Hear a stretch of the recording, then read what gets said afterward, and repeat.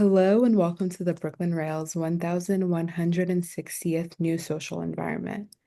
I'm Magali, a Programs Associate here at the Rail, and I have the privilege of being your MC today for a conversation featuring Sin Wai Kin and McKenzie Wark.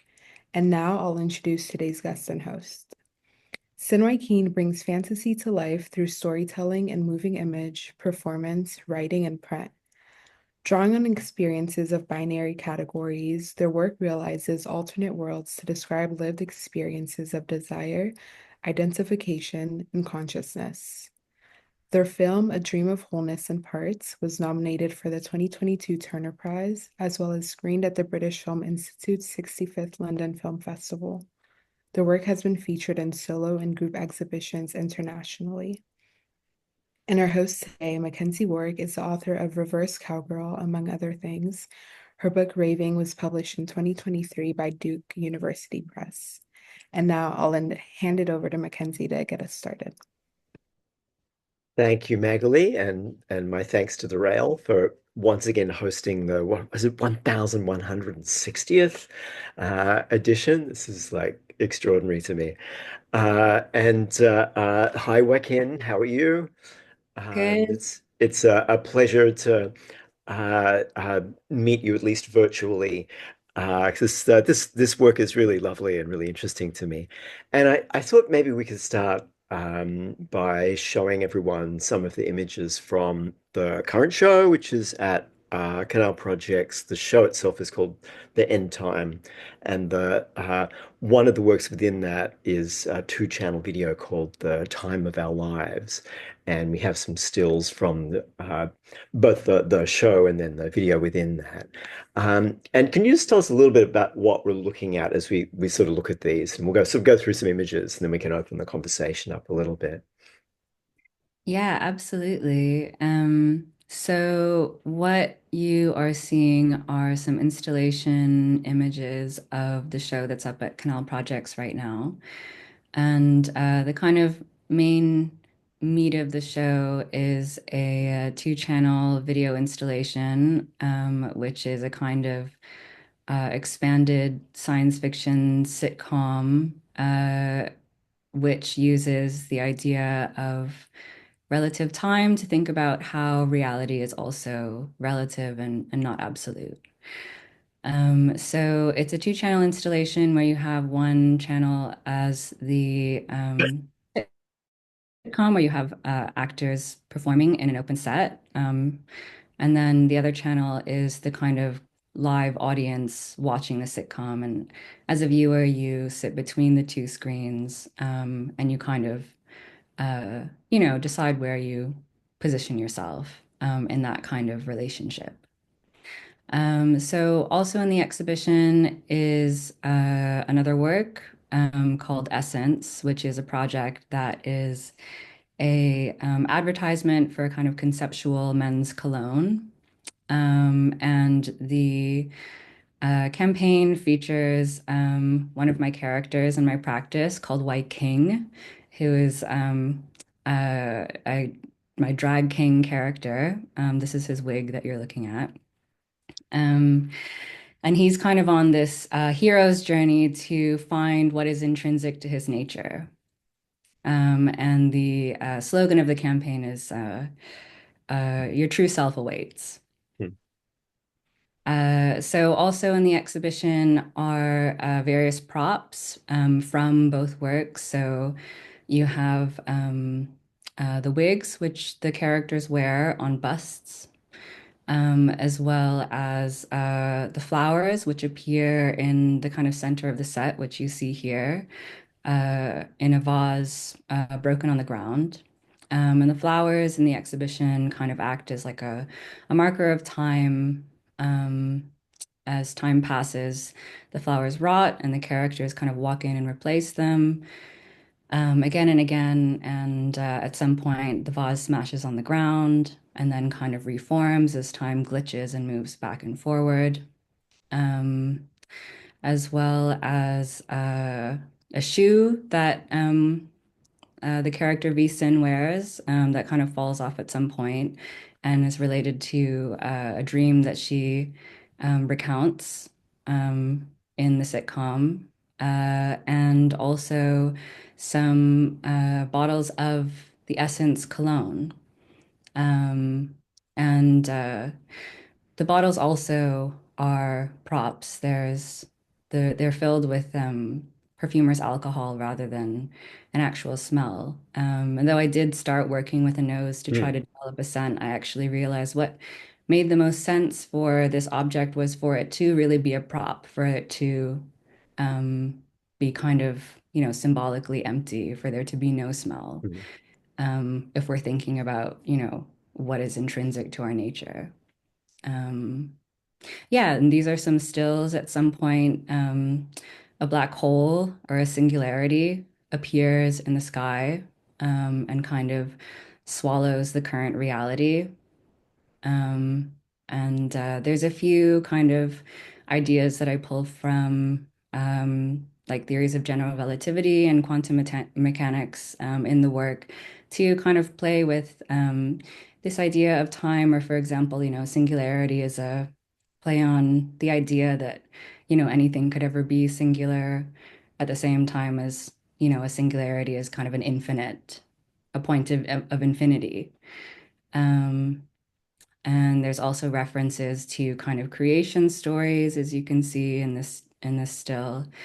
Um, yeah, I mean, I think that also, yeah, thinking about narrative, there's a lot of references to kind of different uh, stories, different kind of cultural mythologies in this work, and that kind of grounds the fact that in my practice, I'm really thinking about the act of storytelling, and how storytelling exists in different ways in culture, how we're surrounded by it through kind of advertising, through popular media, um, and how it not only represents but also creates reality.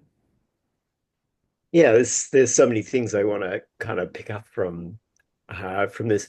I guess the first thing I want to ask you about is um, character design and then designing a world that those characters will populate.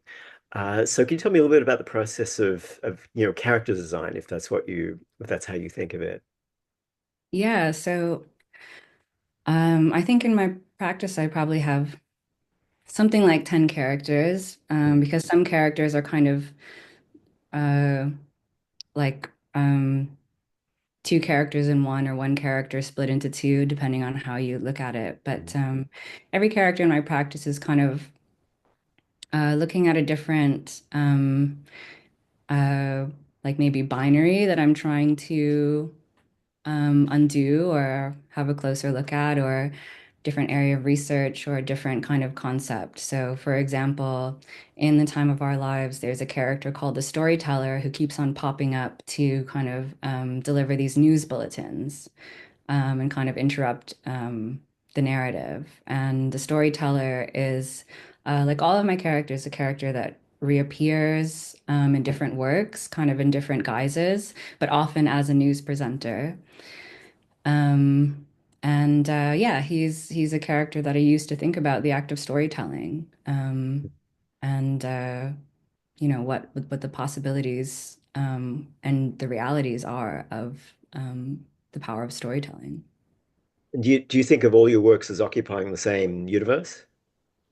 Yeah, I think sometimes they're like kind of parallel universes. There's works where they're kind of parallel universes in one, but yeah, I feel like by combining these characters in different relationships, in different contexts, I'm able to kind of look at a problem or something that I'm thinking about from like a different perspective.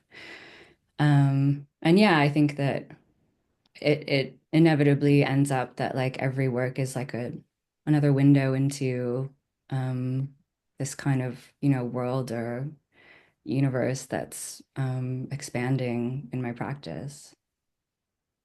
And then the once you have characters, then you have sort of like narrative. And I'm intrigued by the doubling or splitting of characters because that seems like sort of instant way to sort of start creating a kind of a narrative line through Yeah, I mean, for example, it.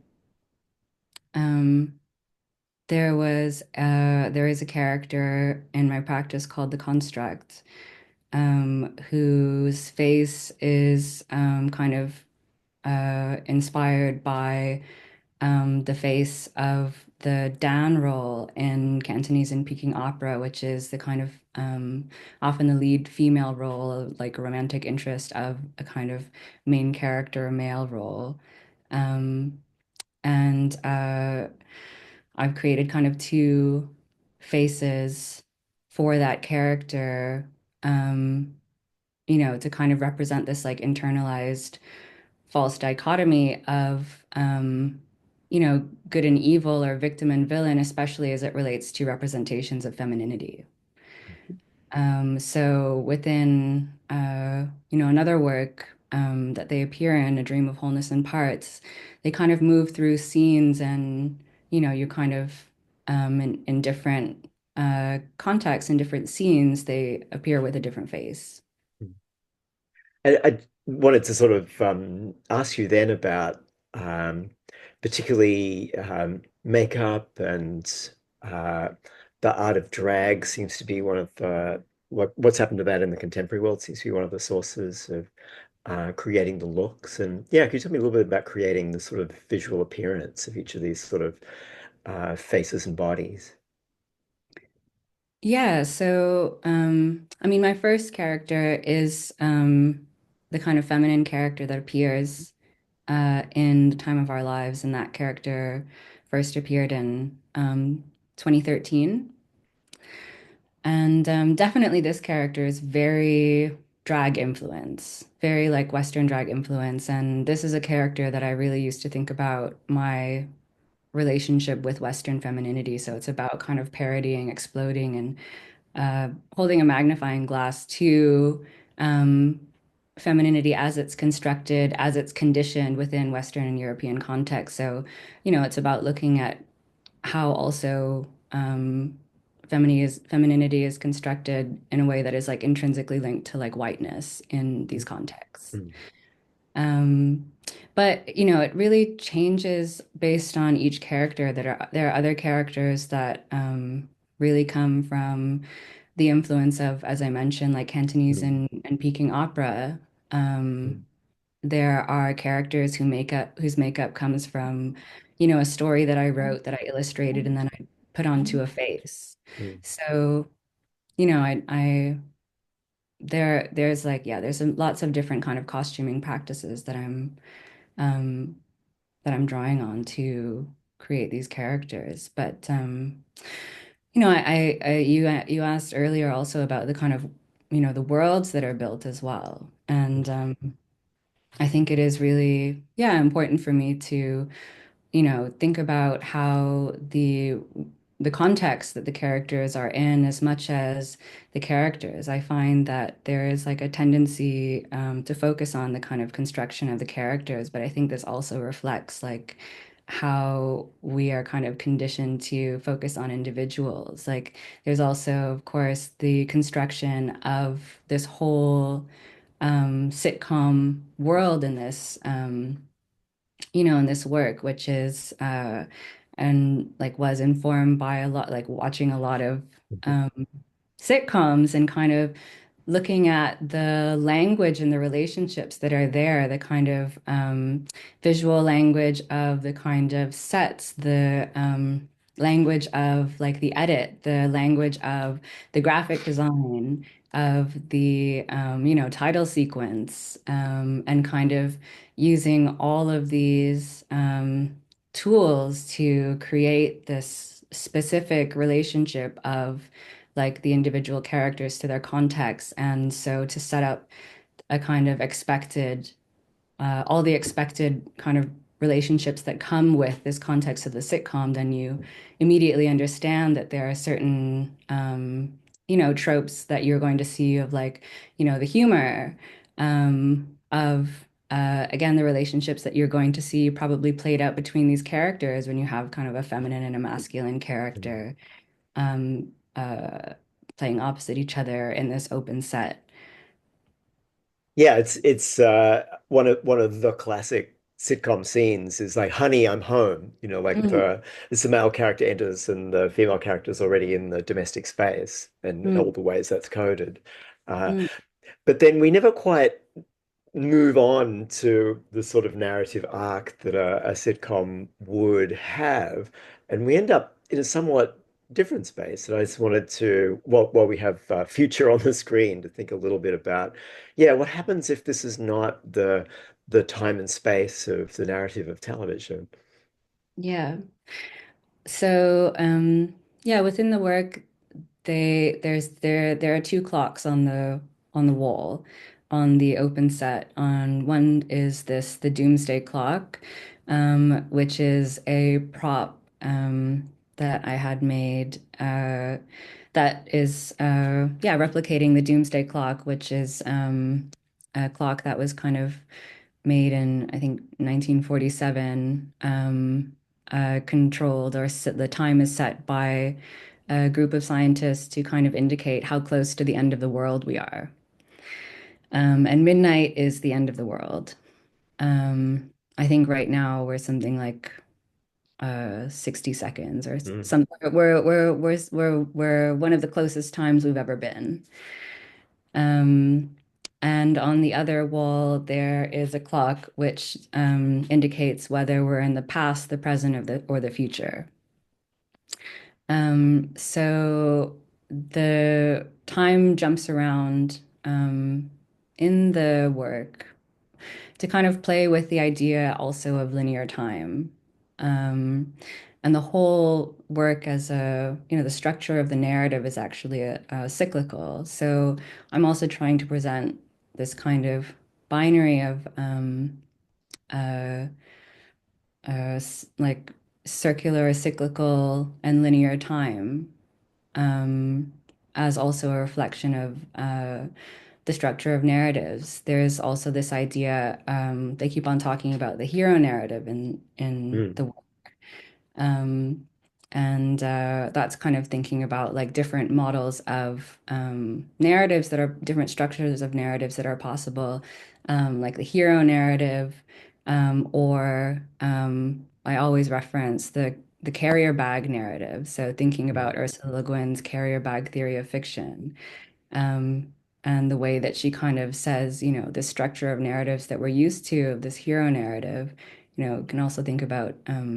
Joseph Campbell and the kind of projection of hero narratives throughout time and history that exists there. And then that kind of has a beginning and an ending, and, kind of one character who's usually kind of one demographic who, conquers, or something happens based on violence, and there's a kind of a conquering or a defeat or a realization, and then it ends and there's some kind of didactic, moralistic story to it, versus carrier bag narrative, which is a story that can kind of hold many things together at once. And it might not completely make sense, and it might have even conflicting kind of ideas in it held together, but it's a narrative or a story that will immerse you and will also, hold you within it, and, let you make up your own mind.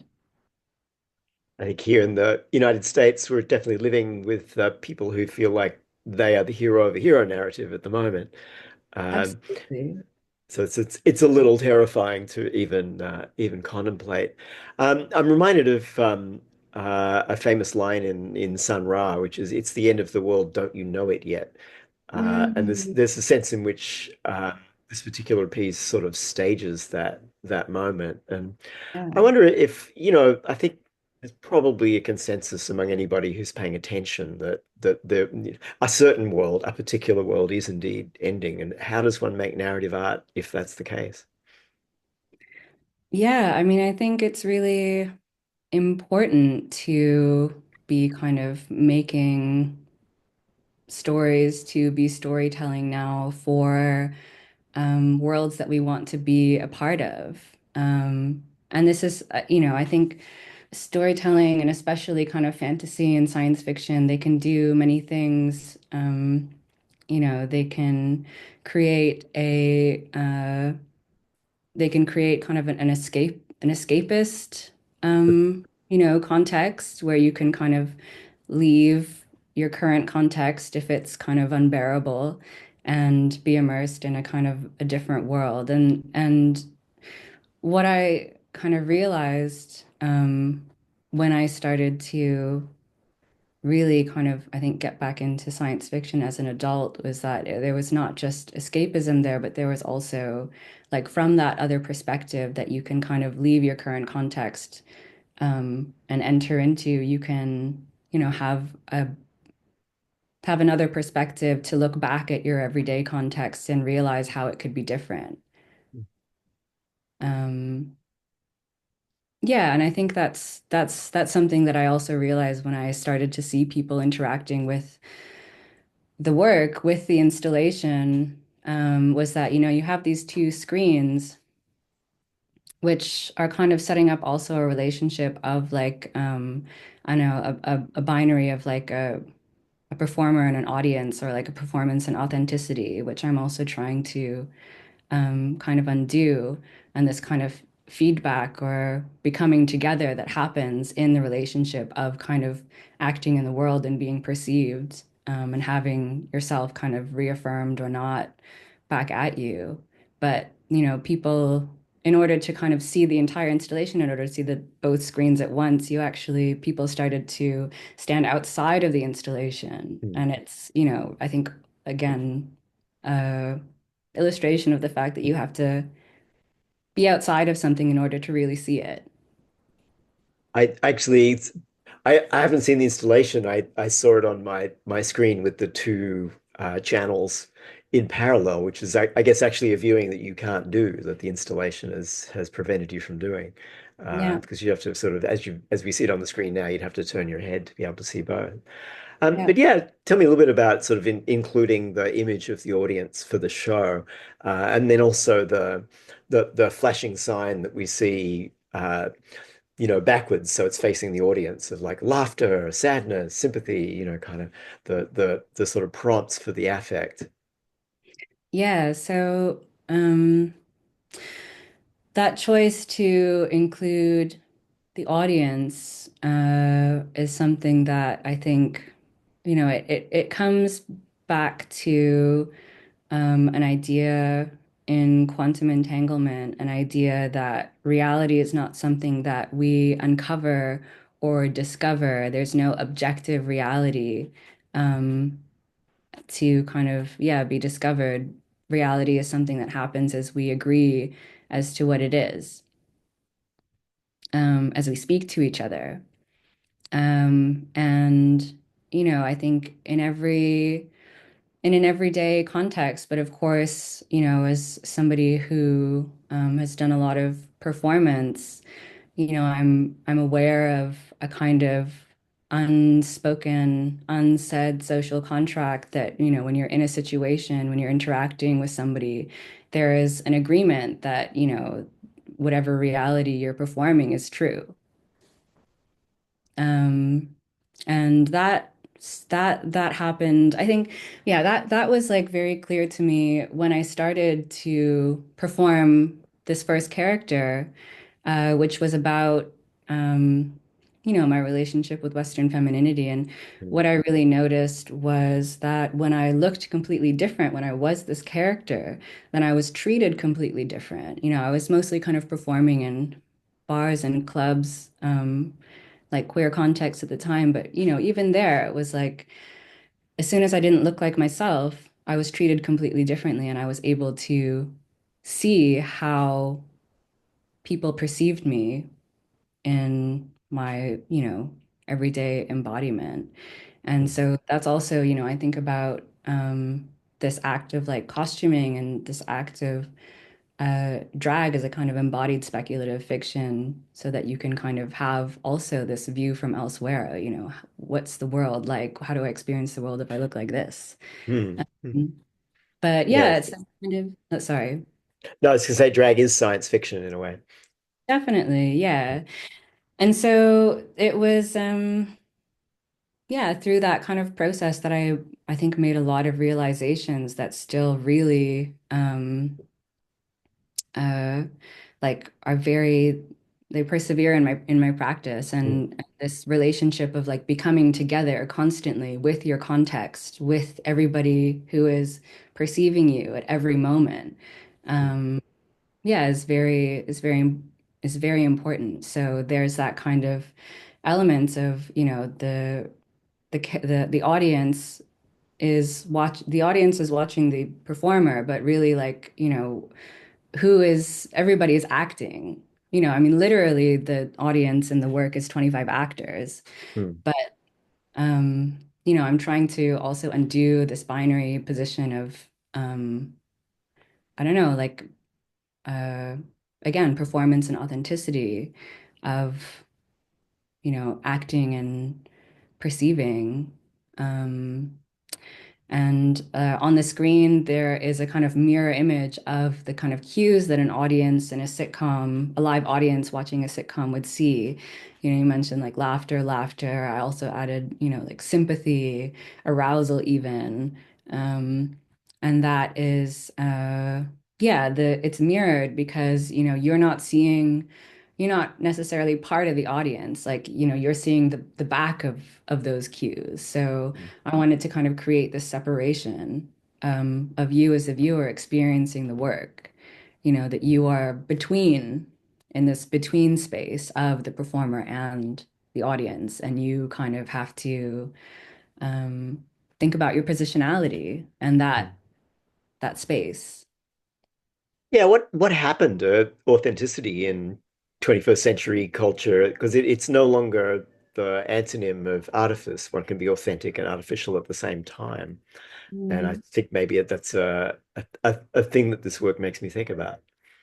Yeah, absolutely. I mean, you know, I thought it was, I mean, not funny, but maybe ironic that, you know, we're living in a time where, for example, you know, politicians are TV personalities. Um, but I don't know. I mean, people have been kind of, this has been happening for such a long time. You know, this has been Mm. in this direction kind of for decades. And um, yeah. Which makes me think of the essence work that's sort of embedded in it, and it appears in the show as like the advertisement, and then we get like a product placement at one moment as well. But I was sort of curious what the perfume was, but that it has no essence strikes me as kind of apropos here. Yeah, so you know, the bottle or the cologne ends up being a prop for the cologne advertisement, which advertises the prop, which is a prop for the advertisement.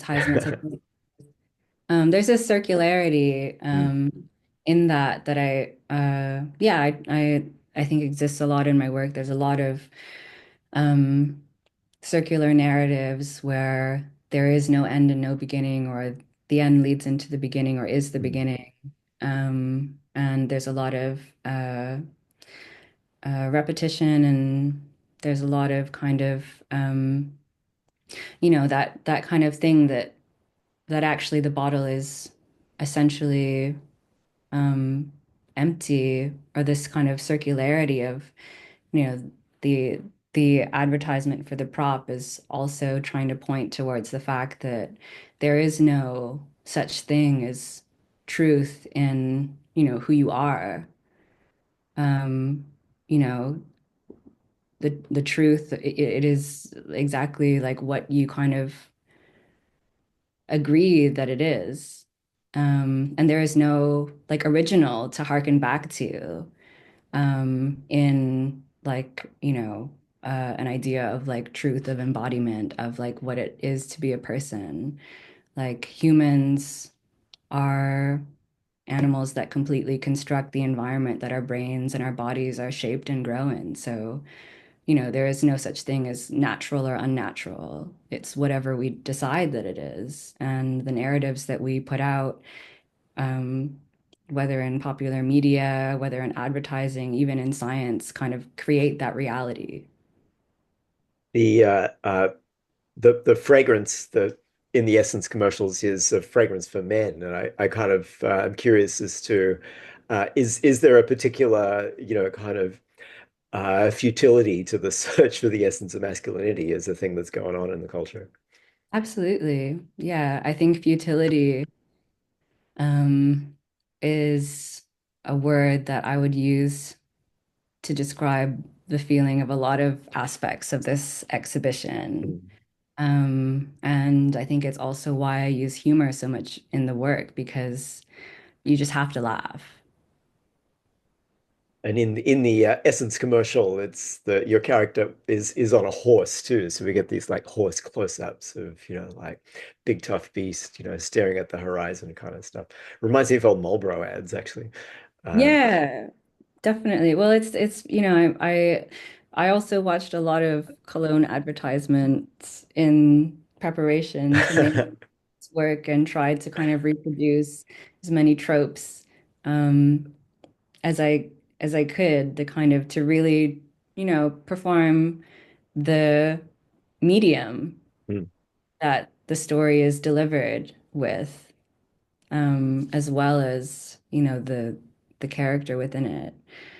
Um, Although I should correct myself, actually, what it reminds me of is Richard Prince images that were taken from Marlboro ads. So there's sort of oh like a yeah, mediation in between. yeah, yeah. I think I tried to really like accurately perform these like mediums, these languages that we're so used to consuming to kind of lull you into almost like a false sense of security or even to lull you into the expected relationships that you would like consume within those mediums and then to try to complicate them once you're inside them. The thing is, everything about the makeup and costume and set design is just so stylistically consistent Mm. and finished, and I'm just kind of astonished by the level of um, just like sheer like virtuosity around all of those things. And I'm curious about your relation to just actually working with all of those mediums. Yeah, I mean, I think filmmaking a moving image, is very rarely a solitary medium.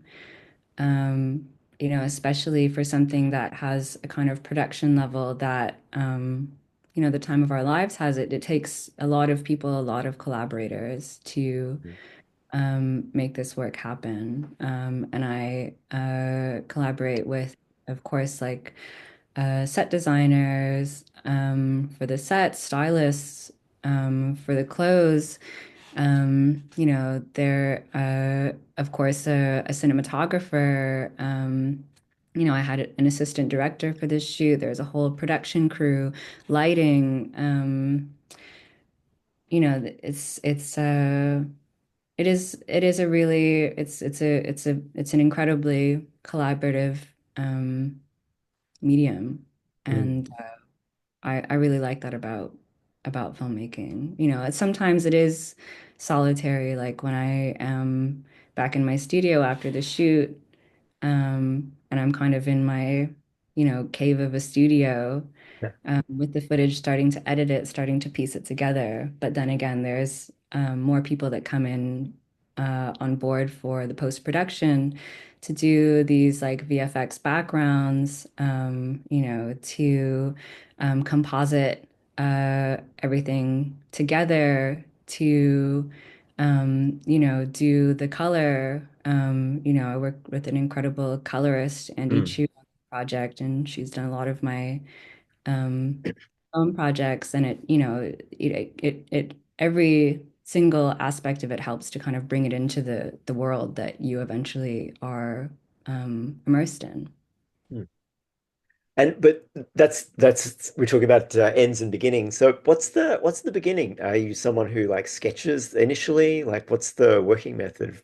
if we go right back to the beginning of a work like this? The beginning for me is usually the writing. Mm, And even before that, I think, researching.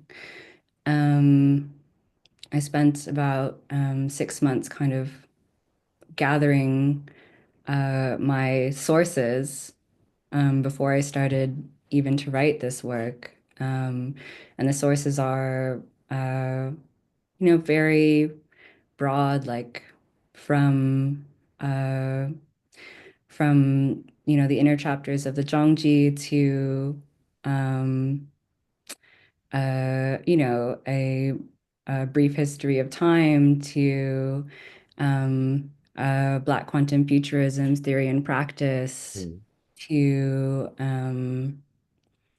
my dream diary um, and journal entries even.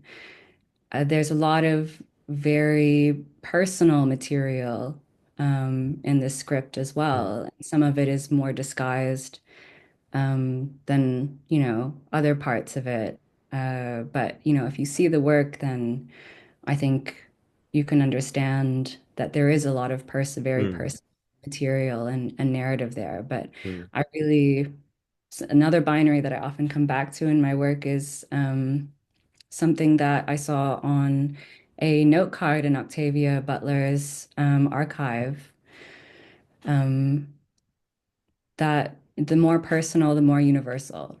mm, mm, Um, and so I often kind of start from a very personal place and then use a lens of fantasy or science fiction and, draw on lots of other references to kind of almost like abstract the personal into something that is more uh, something that other people can project their own experience onto.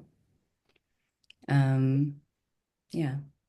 Yeah, I guess the beauty of it for me is like given absolutely infinite source material from which you could draw just sitting at your laptop. How do you create something that has form and style Yeah. and makes disparate elements hold together in a world of, infinite noise? It is it kind of I feel like, that meme of that guy with like a whiteboard behind him with all of the screens. Like that's often how my writing process starts. I kind of print out Mm, lots of different sources and kind of cut up, dream by dream with like kind of recurring things like highlighted, putting them next to each other, taping them together, and trying to find the through line and how all of these things kind of connect. And then once I kind of have that, organized kind of chaos on my large bulletin board in my studio, then I kind of start to look at it again, and then I start to kind of write what is eventually a much more cohesive um, piece of writing, which then mm, becomes, a script, which then becomes a shot list, mm, which, and, there's lots of storyboarding as well. Um, and I was lucky enough as well for this script. It was initiated by Accelerator in Stockholm, which is a gallery arm of the university, which is well known for its physics department. And I worked with an astrophysicist who read over my script to help me to make sure that, the science was right. mm. So, Yeah, we have a quite elegant rendering of a black hole or something in the background that sort of like comes towards the characters, and time starts to distort. Uh, Reminds me of those little thought experiments about relativity that how I was taught that in high school, or videos. Yeah, yeah. yeah. I don't know. But I'm just sort of thinking that um, how in this era in the 21st century can an artist, sort of give someone a kind of, a glimpse of a totality of wholeness, um, but through the kind of somewhat counterintuitive selection of the materials that through their, you know, on the one hand, unlikely origins, but then somehow seeming connection, like enable you to orient yourself to reality. Mm. Because I don't know, that seems like the main difficulty at the moment is to orient ourselves collectively to a potential reality through some kind of aesthetic involvement in the world. Absolutely. But yeah, I think that again, the act of storytelling or, the importance of fantasy and like play and like imagining is incredibly important.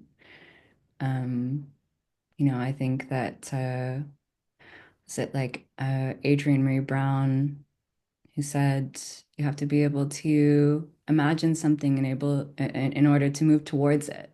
Hmm. And I think about that a lot. But, I also think about the fact that um, Octavia Butler literally predicted in the 80s a president who had come to power in kind of a puppet government run by an oligarchy with the slogan, help us to make America great again, and said in 2025, you know. Yeah, that one was on the money. Yeah, J.G. Ballard's Hello America is sort of astonishing in that regard too. The kind of unhinged president is in Vegas rather than Florida Yeah, in that one, but it's like whoa. Yeah. absolutely. We're also living in like, 1984. Like it's It's so that it's that meme with like the Venn diagram of all the dystopias, kind of at once. And it's like, oh God, they all got a piece of it right. Yeah. Great. yeah, yeah. Yeah. I don't know, but you're sort of offering something a little different to that, which is I think very welcome. And there's a sort of lightness to it. Even though, yeah, it doesn't necessarily go well for the characters in the story, like no spoilers. But yeah, Yeah. there's a light touch on some serious material. Mm, yeah, definitely. I think the characters are kind of, wrestling with themselves and each other throughout the work, trying to figure out whether they're awake or whether they're dreaming or Mm. whose reality they're in. And, I think that's what it feels like right now. Yeah, it's an astonishing scene where it sort of glitches on what the life event is.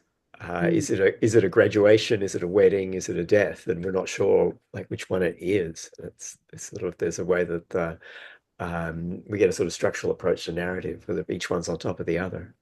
yeah, yeah, exactly. Or I think um, in that kind of scene, I don't know, like kind of asking of like what is the narrative? Hmm. So a recurring word when you sort of talk about your work is the word binary, and I just want to unpack that a little bit of like, like what role does that play in conceptualizing these things? Mm. Yeah, I think I am looking at many different binaries in my work, and that's illustrated with different characters. But, I think that a lot of the binaries that I'm thinking about are almost like synonyms for the same thing, which is also kind of like ultimately unnameable. Reality and fantasy, performance and authenticity, waking and dreaming, objective and subjective knowledge. I think all of these things are really intrinsically linked. Um, and one story that I often come back to, which has really informed the way that I think about binaries, is an allegory from the inner chapters of the Zhongji, which is an allegory of the dream of the butterfly, Mm. where a philosopher falls asleep and he has a dream that he's a butterfly that's so vivid that when he's awake, when he wakes up again, he's no longer sure if he's a man dreaming he's a butterfly or a butterfly dreaming he's a man. And I think that this is a really beautiful illustration of how, multiple things can be true at once, multiple realities coexist at the same time. Um, every individual kind of has their own reality and how, yeah, multiple things again can be true. And transform based on perspective. Mm. Yeah, I'm someone who forgets dreams very quickly on waking. If I don't, make a note immediately, it's like gone immediately. And it is as it is for everyone, but maybe with a little bit of variation. But I do sometimes wonder if actually I didn't forget, and actually this is the dream. Mm, So the forgetting is the dream, and actually I'm in it. So it's yeah, like maybe there's a version of the same parable in a way. Yeah. absolutely, yeah. It's like you know, I think about I think about the Matrix a lot. And I also I think there's an essay that Barbara Fornsler wrote where they talk about the sex gender matrix that we exist in. Um, but yeah, I think I'm like continually trying to like wake up from the dream, you know? But again, it's like hard to see the thing when you're inside of it. I think Mm. like with my work, I'm trying to almost like uncut continually like uncover the layers and layers of cultural conditioning and socialization and trying to kind of get to the bottom of it. But that's like a that's a never ending that's a never ending project. Well, actually, one day it will end. I don't want to Pardon be on me. the other side of that. Yeah, we I think we that's sort of like the looming, like that's um the dream we want to the nightmare we want to forget is like, yeah, this is something is ending here. So what becomes of art when there isn't the same relation to the future? Yeah, this is ultimately a dream that we will wake up from. Um, I got yeah. some I got some dark thoughts I could add. No, I'm not gonna go there. Yeah. It's like I don't know, but I think that's and like this work does it so elegantly, but ways that are incredibly depressing for thinking about that a certain kind of temporality doesn't exist anymore. It's not conceivable. But I gotta pause on, like sex gender binary is itself already a binary, and maybe it's not, and one that doesn't work, and maybe those things are not opposable, um, or are collapsible, or two terms when we need five. Absolutely. It's it's a false binary, like so many binaries. It's not or, it's and both, and the fact that we have been conditioned to believe that, you know, to believe in this false dichotomy and this kind of polarization in this false binary is I don't know. I think yeah, this kind of, the sex gender matrix is like a prison for our minds, you know. And I don't know if I've woken up yet, but I certainly trying to. don't know. Would one want to wake up though? Like, 'cause, dreams are like good places too. Yeah. Yeah, definitely. Hmm. Yeah. Yeah. I don't think I want to wake up too much, too permanently. Yeah, I guess I'm just like I'm hoping to reach the point of uh like kind of conscious dreaming Hmm. where I can decide the course of the dream also. Yeah, I guess they called that lucid dreaming. Yeah, there's like a whole thing about that once upon a time.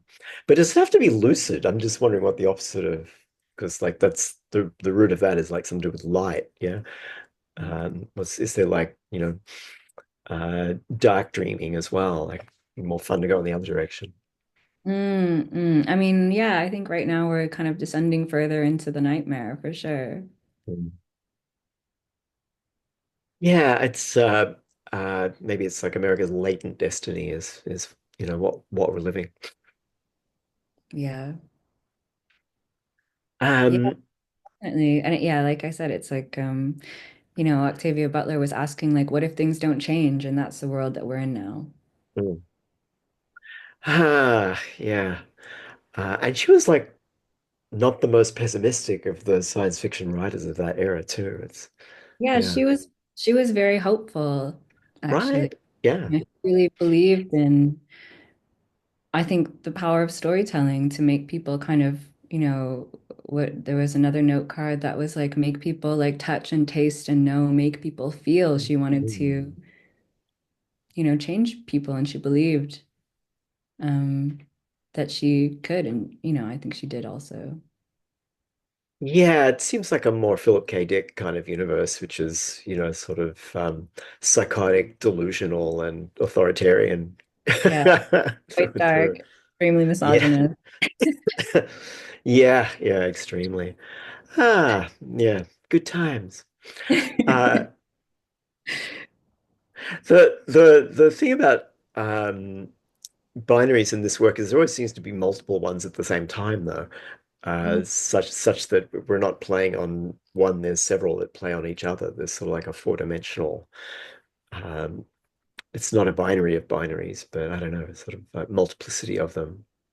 Yeah, it's like, it's it's uh it's not a binary, it's kind of everything and nothing. And I think Taoism has also really influenced my thinking about binaries, in that, there is no such thing. Language comes into this as well. There's Hmm. no every kind of opinion or position is actually just a temporary lodging place in a kind of flow of things that are constantly changing and transforming, that all come out of this unnameable place and will return to this unnameable place. And any kind of attempt to categorize it is like an attempt to hold something still that,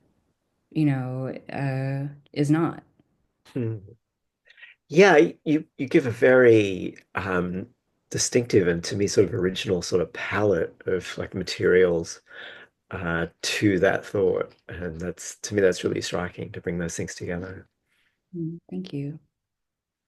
Yeah, we're going to open this to questions in just a few minutes. Yeah, but I wanted to go back to the like research part. Is there a particular way you go like looking for materials? Is there, how would you describe the research part of the practice? Um, I mean, I think that there is like there's usually something that kind of triggers an interest in a particular thing. I think I don't know. I'd actually I think it often happens kind of iteratively, like in my works. Like, I kind of have a new like a set of characters that are Mm. in a work thinking about a particular thing, and or a new character that's like introduced that's thinking about a kind of a new area of research. And it's like, there's not ever an answer to the question. There's only ever more, maybe even better questions. And so I often kind of follow that direction. And I think yeah, I can't remember how I had this article on this scientific journal with an article on quantum entanglement, and I was just so um like enraptured by the fact that even um in like what we know of the like the very like materiality of our universe is that there is no such thing as um anything that is like objective or true. It's really just like what we make it. And the universe is not deterministic. Mm. The universe is like fundamentally unknowable. Like we can't know, or can't we can't determine like the kind of mass or velocity of like matter past a certain point. And there was a point in history during the Enlightenment where we thought that not only we were the center of the world, but that we would be able to know everything and then be able to like predict the future exactly. And I think some people Yeah. are still living in that world, in that narrative, you know? Yeah, I guess we never really recovered from where physics went in the early 20th century. It just got, the rabbit hole got deeper from there. It's like from the Copenhagen interpretation on. It's like, Yeah. oh, okay. So unless you have a practice that um, stabilizes temporarily some piece of the world, you've really, that's all there is. And then those I never think quite align properly anyway. So you have like temporary holding patterns in the flow. definitely. And you know, the only constant that exists actually is change. I have a character called Change that I created to try to really embody, to like know in an embodied sense that that is the only constant. How soon does character show up in the sort of creative process? Do you sort of sometimes, does it start with a character and then you sort of figure out that character's theme or the other way around? Um, it it has happened like many different ways, I think. Hmm. Um, for example, that character change was a drawing that I did that I kind of held on to for a long time, knowing that it would be important, but I just hadn't quite figured it out yet. And at the Hmm. same time, I was doing a lot of reading and um, scripting, and it kind of, yeah, it came together some at some point down the line. Um, yeah, it's there's definitely no kind of set formula for like Hmm. how and when characters appear kind of solidified into a work. The characters seem to, kind of embody questions or concepts rather than personalities. I kind of find that interesting that then those get set to work. Yeah. And the kind of the characters' personalities have also changed Hmm. in different works. I think before this year, the character that I was working with the most in the few years before that was the character of the storyteller, Hmm. uh, and that character would completely change kind of there's a work called Dreaming the End where they appear as this kind of authoritative figure in this kind of internal space and then uh kind of saying everything and saying nothing, just repeating the word name over and over again, Hmm. pretending to be making sense, and the character change is kind of eating a meal across from them, trying to understand, you know, what they're saying. Hmm. And then later, there's another kind of alternate universe that of this kind of fantastical like garden space that the characters then um, reappear in later, looking and acting completely different. And actually, within that work, you have the character of the storyteller being born, and Hmm. you witness him being born and starting to use language for the first time, and kind of locating himself in language as he, you know, um, like as he starts to use it, as he starts Hmm. to use names, he starts to use words, and um, It's like an origin story for your universe. yeah, definitely. And there's a few origin stories Of, in of different course, we would works. now have more than one, yeah. Yeah. Yeah, definitely. Yeah, so I think, you know, but this is also like there's another work featuring change in the storyteller, which is like six news presenters broadcasting from parallel universes. And Hmm. it's like each character appears three times in completely different guises with totally different personalities. And this is also to think about the fact that, you know, we are a reflection of the context that we exist in, just as language is a reflection of, you know, the context that it's produced in, like, you know, we are not, there's like no such thing as an individual. And individual in context is another binary that I'm thinking about Mm. in my Mhm. work. Like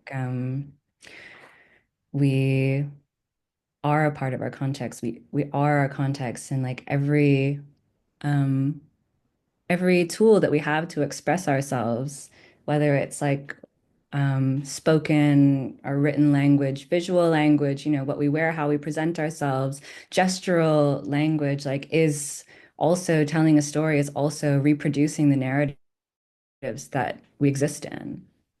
Well, Um, it's been a pleasure to discuss this with you, and I think that's probably a good point at which to hand it over to Magali and to people who might have questions, so that our audience can have a little moment with you as well. Thank you both so much. This was so delightful. We encourage the audience to submit their questions in the chat. There's a link where you can submit a question if you have one, and I will pass it off to Charlie for the first question. Thank you, Magley. Thanks, Mackenzie. Thanks, Wai Kin. It was a really tremendous conversation. I have so many post-it notes around me now. Um, I wanted to ask about the broken vase and the exhibition. It was something that caught my attention pretty quickly when I entered. Um, Part of it was because the broken vase was next to an empty plinth, and that seemed like a very notable choice.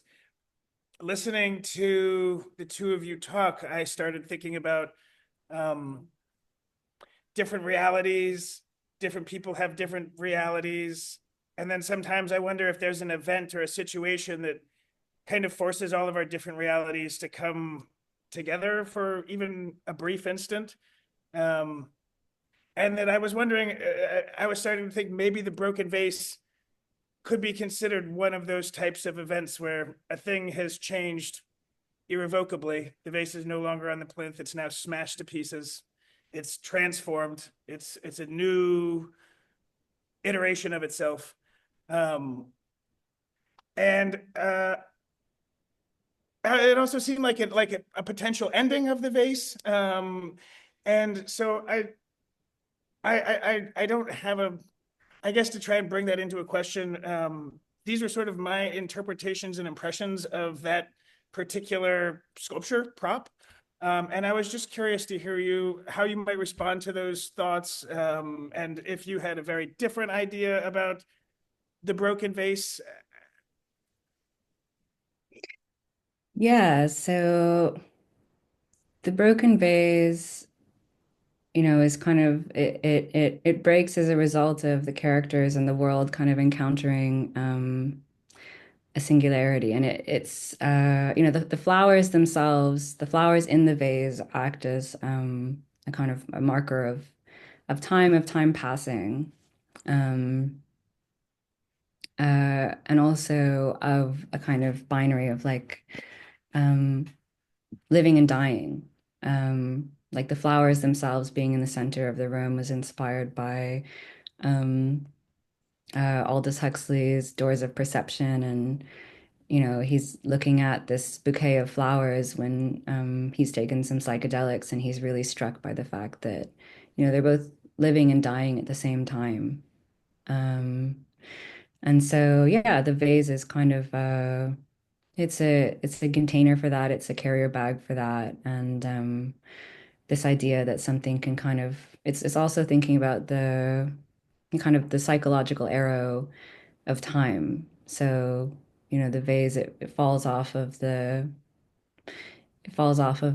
table and it smashes on the ground. And this is kind of, but then it reforms and jumps back onto the table in time for Wai King to kind of pluck a rose out and tell V Sin, maybe you're just overthinking things and you should take a moment to stop and smell the roses. So it's an illustration of thinking about or imagining like what if the way that we experience time is just because we are like three-dimensional creatures, and almost imagining that there is like a four-dimensional creature that is kind of perceiving this whole thing where effect comes before cause, uh, and you can experience time in the opposite direction. You can experience living and dying in the opposite direction. But this idea of cause and effect is really important in the work. And Beeson at one moment kind of becomes a bit discombobulated trying to imagine a different, thermodynamic, psychological arrow of time. What if, like, I'm not sure if cause comes before effect or if effect comes before cause, and then kind of get stuck in this loop of effect and cause and effect and cause. And within this loop, you are also no longer sure which thing came first. But this is also to think about, the narratives that we are immersed in. And, you know, I mean, Vicen even says, like, I'm not sure if, this is the way things are, if the stories basically depict the reality, or if the reality is because of the stories that are told. Um, like, is this reality that we live in uh, some kind of, is it because of some kind of like original truth of how things are, or is it because of how the stories have been told and then we've just become ourselves within them and then can't help but tell them again because that's everything that we know? Thank you, Thank you. Charlie and Joaquin. The next question is from Chloe. Thank you so much, Joaquin and Mackenzie, for this conversation, which has been such a joy to listen to, especially after seeing the show. Joaquin, I know when I was with the show, the command you have of the worlds in the film, which you've talked about, and I'm always intrigued about what you choose to articulate with such specificity and what you leave ambiguous, especially like with the audience and the green screen. That took me down a rabbit hole of thinking about spectatorship in contemporary life and how the audience sort of exists with no context, always. And I'm curious if you can talk about what role ambiguity serves for you in your process and how that plays out, especially in this exhibition.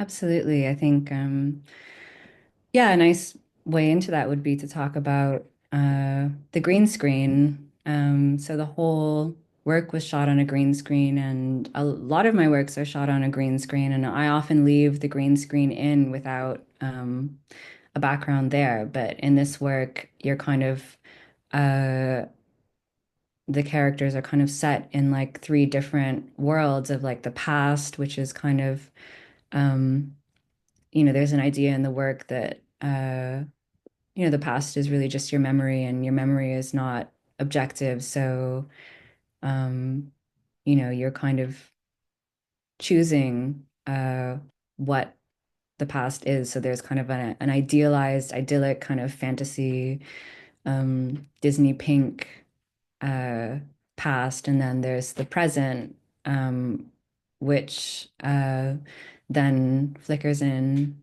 and it's a kind of a hellscape apocalypse, which you know that's self-explanatory. And then there's the future, which is the world has basically exploded, and the characters in the set are floating on a rock in outer space. It's like, after the end of the world. Um, so you're kind of experiencing time in these VFX denoted by these like VFX backgrounds, and then at some point, the background flickers away, and you see that actually the whole time you've been in this green screen studio, while the audience is always sitting in this green screen studio. So that's actually a moment where the two channels, or these two kind of spaces of like the audience and the performer, become one. Um, but the this kind of falling away of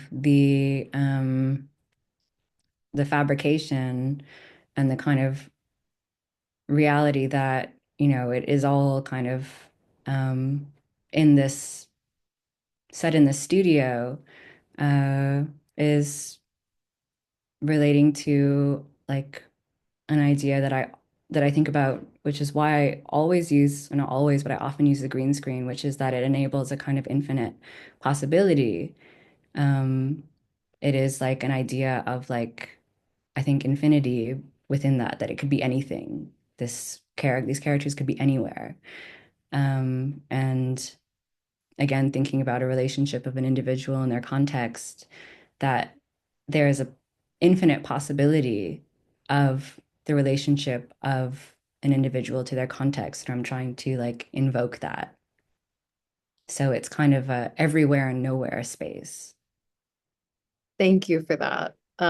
I'm gonna ask one more question just because I have to. Did you, when the actors were situated together on the bleachers, did you give them any prompts or anything that they had to read before they sat together?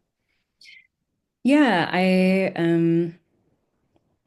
mean I explained the project as best I could to them. They of course they weren't actually watching the sitcom. They were looking down the lens of the camera like as we filmed them, pretending to react. And I first I told them about this project so that they knew that it wasn't kind of, some random commercial project, and it was actually incredibly like meaningful to me. Um, and then yeah, I kind of explained would what they had to act that they were reacting to, and I had also pre-recorded the entire script, including cues, including kind of a laugh track or their audience reactions like in them, so that they would look down the lens of the camera and um, react along. So we filmed that a few times so that they could kind of get the tone of it and um, uh, you know, get more into their characters themselves. And then after that, we shot a bunch of kind of individual reaction shots where we had pieces of paper with the kind of reaction on it kind of held up. And we did each reaction many times, each take kind of trying to build, going from like a very subtle reaction to like a completely ridiculous, over the top, um, kind of, uh, yeah, like a camp almost reaction. Thank you so much, Joaquin. Thank you for those questions, Chloe. The last two questions are from an anonymous audience member who wants to know what you're reading right now and what you're most looking forward to after opening this show. Um, what I'm reading right now, I am reading Babel by R.F. Kuang. Um, I also am reading um, The Story of the Stone, or The Dream of the Red Mansion, um, uh, which is one of the kind of like four major literary works in Chinese history. Um, and I think that's it right now. The second question was, what are you most looking forward to after opening this show? Well, I am trying to take February to just take a moment, um, and like digest what is going on. But I'm really looking forward to, in March, I'm going to be in Hong Kong opening an exhibition which includes The Time of Our Lives and another work called The Fortress, which premiered at the Lahore Biennale last year, with my gallery there called Blind Spot. And then later on in the year, in the summer, The Fortress is going to premiere in London, at the Southwark Park Galleries. So I'm really looking forward to kind of a little bit of like a homecoming for that work. And I'm looking forward to sharing all of the work that I made last year. Last year was like an incredibly production heavy year. So this year I get to kind of show people what I've been up to and talk about it, like I'm doing now. Thank you so much, Joaquin. I'll give you a second to introduce your reading before we close out. Cool. So yeah, so I have a reading which is from a translation, or not really translation, but like an interpretation of the Tao Te Ching by Ursula Le Guin. And it's the first poem, and I think this book, which is like it's a book of philosophy, but it's also a book of poems, and I think that this this kind of structure of thinking about things through poetry is really important way to kind of play with language. But yeah, it has informed my work a lot as well. So the way you can go isn't the real way. The name you can say isn't the real name. Heaven and earth begin in the unnamed, names the mother of the 10,000 things. So the unwanting soul sees what's hidden, and the ever-wanting soul sees only what it wants. Two things, one origin, but different in name, whose identity is mystery. Mystery of all mysteries, the door to the hidden.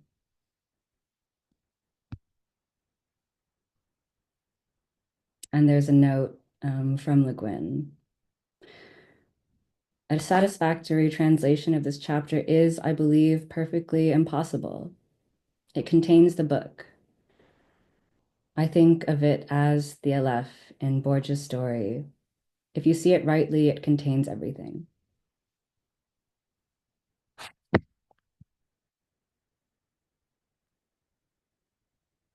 That was such a perfect way to end this. Thank you so much, Joaquin, and thank you, Mackenzie. I'd also like to thank Sam and Sophia from Joaquin's Studio and Canal Projects for their support in preparing for today's event. We'd also like to thank the Terra Foundation for American Art for sponsoring our NSE program and making these daily conversations possible, and for their support of our growing archive, which you can view on the Rails YouTube channel. The Rail has been free and independent for 24 years. A donation directly supports our writers, staff, and operations. Support our work through the link in the chat. And if you're free, join us on Monday at 12 p.m. for a conversation with Mark Leckie and Charlotte Kent on the occasion of 3 songs from the Liver at Gladstone Gallery. And as is Rail tradition, you can now all unmute and say hello and goodbye as you leave. Thank you all so much again. Thank you. Bye, Thank you, everybody. Thank you, Joaquin. Thank you. Thank you so much. Thank you, Mackenzie. Thank you, This was great. Mackenzie. Thank you. Thank you, Go Brooklyn see Rail. the show. I Yes, can't. congratulations, Joaquin. Can't wait. And Thank go see the show, everybody. Bye, everybody. Take care. Thank you. Take care. Bye.